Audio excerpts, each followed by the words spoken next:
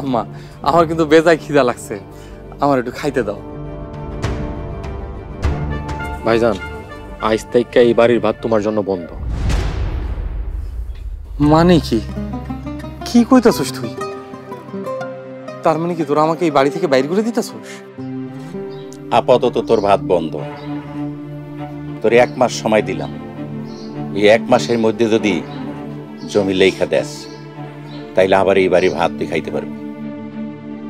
হ্যাঁ বড় ভাই, 1 মাসের মধ্যে যদি তুমি আমাকে জমি আমার ঘরে ফিরায় না দাও, তাহলে এই বাড়ির দরজা চিরতরে তোমার লেগা বন্ধ হয়ে যাইব। তোমার ব্যবস্থা তুমি করবা। আর এই 1 মাস তুমি শুধু গোয়াল ঘরে থাকতে পারবা। আম্মা, ওরা কি কয়? আপনারা আমার পর করে দিয়েন না আম্মা।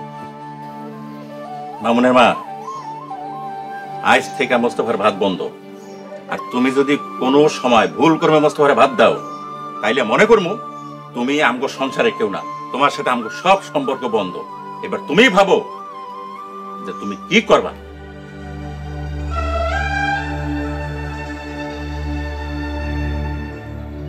ভাইজান, আম্মা অবুজের মতো কাজ করছে, তুমি তো আর অবুজ না। এই 25 বছর আমাকে সংসারে খাইছো, থাকছো, ঘুমাইছো, তুমি আমাকে সাথে বেইমানি করবা? মামুন, আরে কারে কি বুঝাস? এইবার বুঝছস তো, পর কোনোদিন আপন হয় না। ওর মতে এতিম রে আমি এই বাড়িতে আশ্রয় দিয়া মানুষ করে ভুল করছি, ভুল।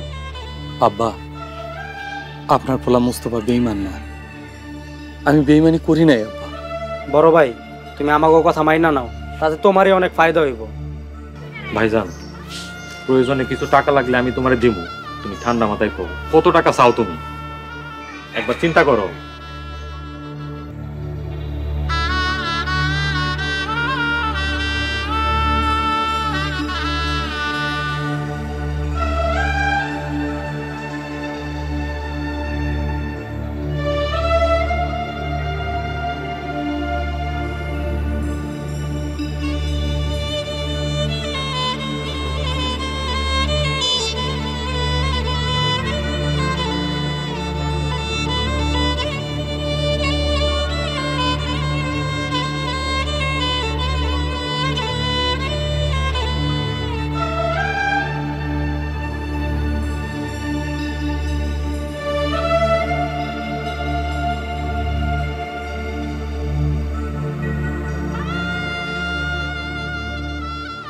আসসালামু আলাইকুম হুজুর। ওয়ালাইকুম আসসালাম। ফারুক, আসরের ওয়াক্ত হইতে তো অনেক দেরি, তুমি এই সময় মসজিদে আইছো, কিছু দরকার? লোকমুখে শুনলাম আপনি মসজিদে আছেন, তাই দেখতে এলাম ঘটনা কি। আর আপনার মুখ শুকনো লাগতেছে কেন? দুপুরে খাইছেন? ফারুক, তুমি বাড়িতে যাও, খায়া দেয় জিরাও, আসরের ওয়াক্ত হইতে এখনো 2-3 ঘন্টা বাকি আছে। আমার জিরান নিয়ে আপনি চিন্তা করতে হবে। আপনি চলেন তো হুজুর। কই যাম? আজকে আমার বাড়িতে খাইবেন, চলেন তো হুজুর। আরেকদিন খাবো না। আরেকদিনও খাইবেন, আজকেও খাইবেন, কোনো অসুবিধা আছে? চলেন। চলেন।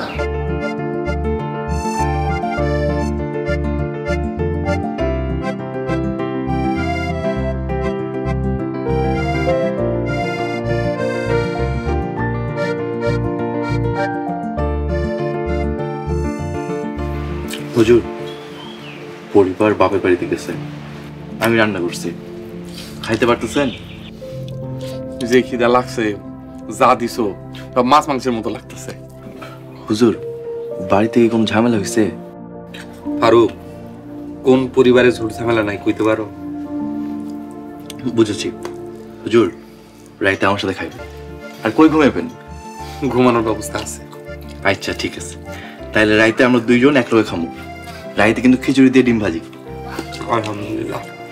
হুজুর, মাগরিবের নামাজ পড়ে আইসা খিচুড়ি চড়াই দিব, তারপরে এসা নামাজ পড়ে আইসা ডিম ভাজি দিয়া খিচুড়ি খাই লমু।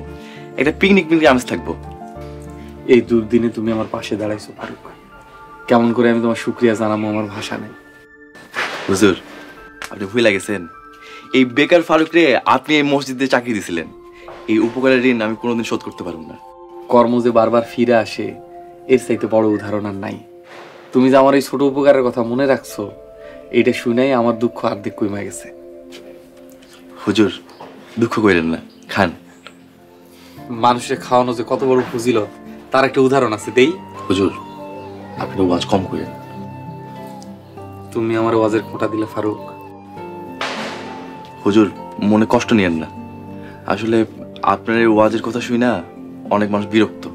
আপনি যেখানে সেখানে ওয়াজের দাওয়াত দেন, আর এই ওয়াজের জন্য সাধারণ মানুষ খুবই বিরক্ত। আমার মাফ করে দিয়ে। বুঝতে পারছি। আমার কথা এবার কষ্ট পায়েন না, কামারের দোকানে পুঁথিপাঠ করে লাভ নেই। খান।